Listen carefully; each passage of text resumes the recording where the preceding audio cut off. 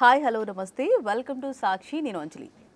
Telugu big boss season 7 సక్సెస్ఫుల్గా complete చేసేసుకొని 8th సీజన్లోకి enter అయిపోయి ఆల్మోస్ట్ 1 వీక్ కాదు 15 డేస్ అయిపోయింది. 1 వీక్ ఎలిమినేషన్స్లో కూడా మనకి తెలుసు కదా ఎవరు వచ్చారు బయటికి. ఎస్, బేబక్క. మొన్నటి వరకు బెజవాడ బేబక్క అనేవాళ్ళు, ఇప్పుడు మాత్రం బిగ్ బాస్ బేబక్క అంటున్నారు. సో బేబక్కతో మాట్లాడదాం. నమస్తే బేబక్క గారు, ఎట్లున్నారు? నమస్తే అండి, అట్లనే ఉన్నా. మీరు మంచిగా ఉన్నారా? నేను మంచిగా ఉన్నా. కాఫీ ఇచ్చినందుకు ధన్యవాదములు. ఆ పాప నాకు చాక్లెట్ కూడా వచ్చింది, ఆవిడకి కూడా ధన్యవాదములు. నా ఎనర్జీ లెవెల్ పోయిందండి, పొద్దున్న నుంచి నేను ఏమి తినలేదు. Back to back calls. అదే అర్థమైంది నాకు. అవును, కరెక్టే. అందుకనే నెక్స్ట్ ఇంటర్వ్యూకి లంచ్ చెప్పా. ఇవన్నీ నిజాలు, వాళ్ళకే తెలుసు. ఇందాకైతే అసలు ఎనర్జీ కూడా రాలా. డైరీ మిల్క్ ఇచ్చారు, తను అటు పక్కన వచ్చింది, థ్యాంక్సే.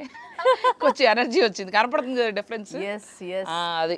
సో ఏంటి అంటే బిగ్ బాస్ హౌస్ లో గ్రూప్స్ గా ఫామ్ అయ్యాయా? సర్లేండి, ఆ గ్రూపుల గురించి మనకి ఎందుకులే, కానీ ఫామ్ అయిన లేదు. మీకైతే ఐడియా ఉంది కదా? ఐడియా ఉంది. అసలు బేబక్క అంటే ఇక్కడ లాస్ట్ లో ఫైర్ అయ్యాను మాట్లాడతారు అంటున్నారు. వచ్చి అక్క ఏంటక్క నువ్వు కనపడకుండా లాస్ట్ లో ఎక్స్ప్లోడ్ అయ్యావు, విజయ్ దేవరకొండలా చేసావంట. అవును, మామూలుగా ఫస్ట్ నుంచి కామ్గా ఉన్నారు. అంటే ఎంటర్టైన్ చేశా, కామెడీ చేశా, కొంచెం కౌలు చెప్పాను, సింగింగ్ చేశా. అది ఎక్కువ బయటికి వచ్చిందో లేదు తెలియదు, బట్ ఎక్స్ప్లోడ్ అయింది మాత్రం లాస్ట్ చివర్లో. చూసి కుక్కర్లో పప్పు ఉడికి కాదు.